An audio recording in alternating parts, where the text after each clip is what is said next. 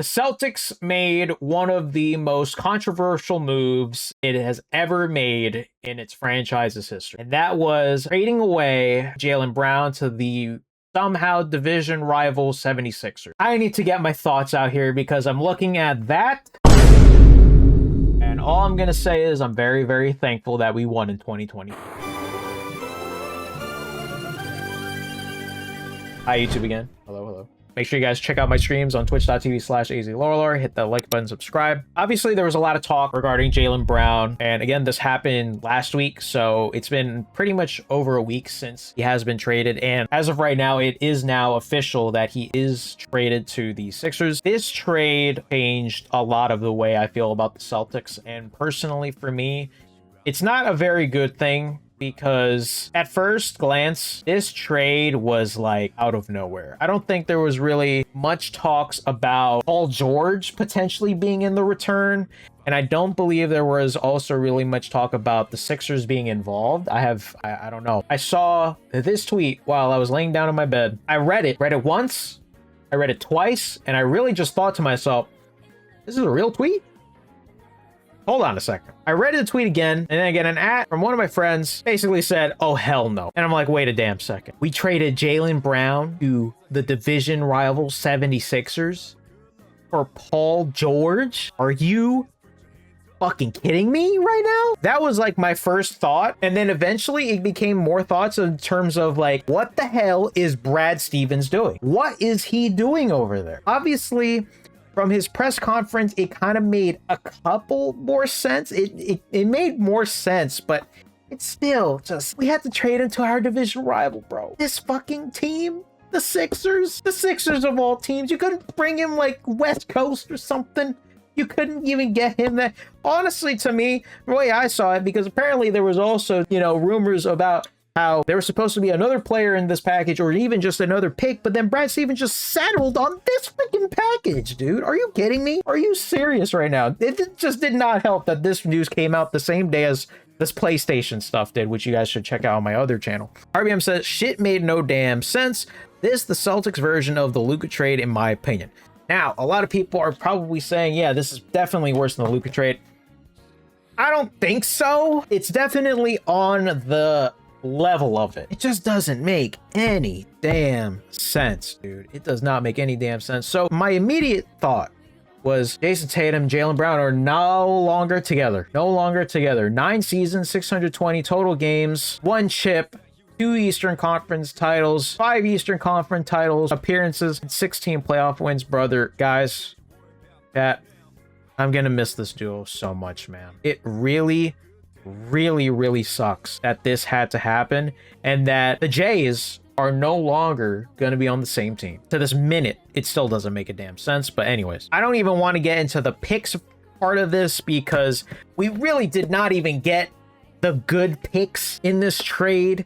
We had a 2028 first round pick that could convert from a first to a swap that is more favorable to Boston, and then a 2031 goddamn 2031 unprotected first.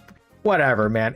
The Sixers kept that Clipper pick, and a lot of the Sixers fans were happy about that. I remember that, and it's just an absolute disaster. Everyone was basically cooking us.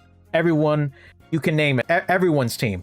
Knicks fans, Sixers fans, Lakers fans, you could name it. Everyone was pouring shit on everybody on the Celtics organization, and there was no escape through it. Jaylen Brown obviously puts up a statement, and I'm going to read it here because he absolutely deserves it. But he said, first and foremost, thank you to the Most High. Even in the midst of adversity, I'm here with gratitude. I'm still processing how this all went down. I'm excited and disappointed at the same time. I earned my respect from the city. I never asked for shortcuts or special treatment. I simply showed up every day, put my head down, and accepted every challenge. The relationships I built here, the battles we fought together, the championship we brought to this city, and the connection I shared with the fans, I'll carry on with me. Saying goodbye isn't easy when you've invested your heart into something. I'm big on respect, and actions speak louder than words. To the people of Boston, thank you. To the community I built here, I love you. And to the Tiftas, we are locked in for life. As one chapter closes, another one begins. I'm excited for what's ahead and grateful for the opportunity to join Philadelphia. Each city has its own identity.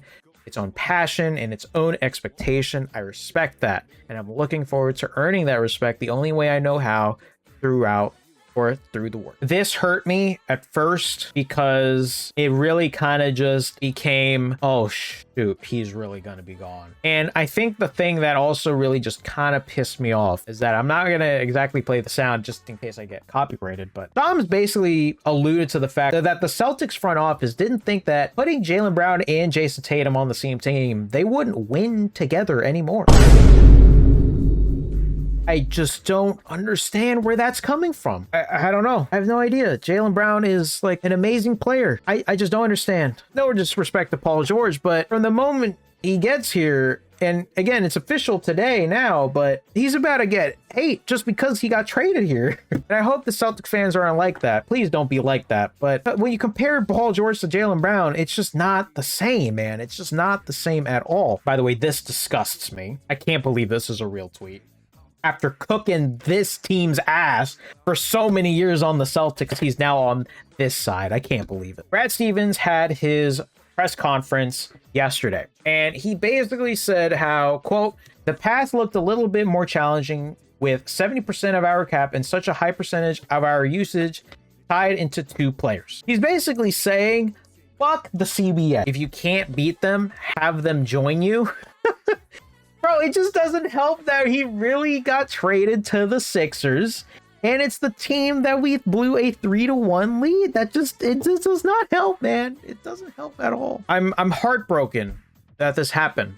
I really am. This, like, obviously I've been watching this man since he was drafted. Of course, I've been a Celtics fan for a lot of my years now, of course, but like ever since he was drafted, we watched this man grow into the player that he is. Without a doubt, he is one of the best Celtics to ever wear that uniform. No doubt about it. And I'm so glad that he was able to win a championship with us in 2024.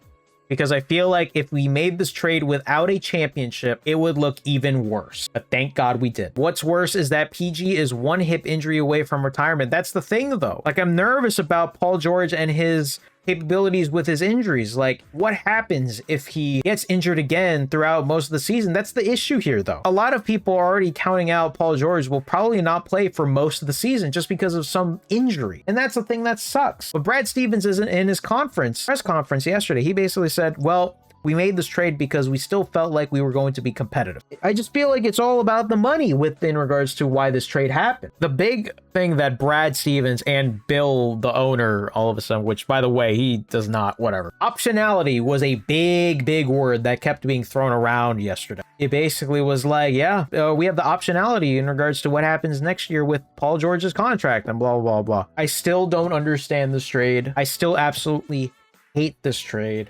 And I hate the way of how this gone down, because from what it sounded like on Jaylen Brown's stream, which I don't know if you guys saw, but he was live a couple days ago, he basically kind of alluded to the fact that he didn't appreciate the way trade talks happen. It started off good, apparently, to him, but then in overtime, it became bad to the point where he kept saying the message was sent and it was received and he's going to move on. That to me just doesn't sound good at all in regards to Brad. But then he also mentioned like how, you know, Brad doesn't really exactly deserve a lot of the hate right now, which also then makes me believe this is probably a money issue. And when Bill said on that press conference, nah, it's not really a money issue. Well, it's never about the money, blah, blah, blah. Brother, you're a billionaire. It's probably about the money. And that is not ever a good thing. And it is not a good thing for the Celtics right now, because who knows what will happen next. If you genuinely think that the Celtics, if you give Brad everything, if you give Brad the flexibility, the optionality of doing a big trade or just doing a big signing, are you going to let him do it? Or is it just going to be something that is brought back because of the fact of the money situation? Prove it to us. Prove it to the Celtics fans, because right now it's not looking good for you. It's not looking good for you in any sort of capacity, because we just think that you did this for money reasons. The only positive about getting PG is that he's on the last year of his contract, but that's about it. Absolutely, I agree with that. But again, that's just the unfortunate reality of whatever is going on, because again, I really don't think that we should be in this situation. I really don't think we should be in this situation. but it is. It's the reality. And the CBA sucks. Brad Stevens basically said the CBA sucks. But yeah, I'm heartbroken, man. I can't believe that this happened. Jaylen Brown was so much fun to watch through his years here, from being on to being the MVP of the finals. This is just, I can't believe this is a real graphic. Still to this day, I still can't believe it. Over a week now, I still can't believe that this is actually a real graphic. If you're a Celtics fan, or if you're just a fan of basketball in general, let me know what your thoughts are in the comments down below. What are your thoughts on this move? Honestly, if you just want to continue to clown on the Celtics, that's perfectly fine. We personally deserve it at this point. It just doesn't help that this is really just a reality, and we have to live with it. And we have to see if the Celtics are actually going to be good this upcoming season. My thoughts: Sixers fleeced Brad Stevens. Point blank. They didn't. But that's the reality of it. And we have to live with it. We will have to see what happens to the Celtics this season. And we will have to see what happens to the Sixers this season too. Not happy. I'm not ready for it. Are you fucking kidding me?